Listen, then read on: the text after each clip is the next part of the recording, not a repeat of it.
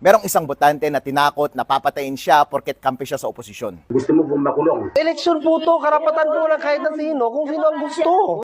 Kita ka naman kagabi daw. Alam nila, kinakampi ka sa provider. CBCI ka talaga. Umalis ka na rito, utos ni Mayor. Mga narinig sila na ayaw nilang mangyari. Dati sa threat. Sila ang nakapader. Sila ang mayor, hindi mo alam ang ugali nila. Pag-iingat ka lang. Pag meron ng ebidensya na makukuha sa'yo. Sabi kasi ni Kagawad do yun eh, gagawan daw ako ng kasalanan. Marami ng ebidensya. Ang ayaw lang ni Mayor, kakampi ka sa kabila, ayaw niya mag-convince ka ng ibang tao. Hindi po nila nabili ang nagilian Kagawad. Ngayon, malapit eleksyon, huwag ka muna dito. Pag napetisyon ka rito, aalis ka. Chon? Petisyonan ka namin. Dalhin ka namin kay Mayor. Nung una, pumunta ako kila providers dahil inaya ako para makinig. Paglabas ko, may bali-balita na. Nakunan daw kami ng litrato. Ano po ba problema kung makinig kami sa kabila? Napakinggan ko din naman si Sir Egay nung nasa munisipyo kami. Nung magpo-profiling, itatanong niyo sa akin kung sino yung gusto kong iboto. At hindi ka na boboto dyan. Huwag ka na magboto. Wala kang karapatan para pigilan ako, Kagawad. Pwede ka naman bumalik rito Pagkatapos ng Ginagampanan lang namin trabaho namin.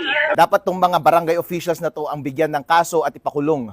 COMELEC, itong mayor na to ang bigyan ninyo ng show cause order at i-disqualify ninyo.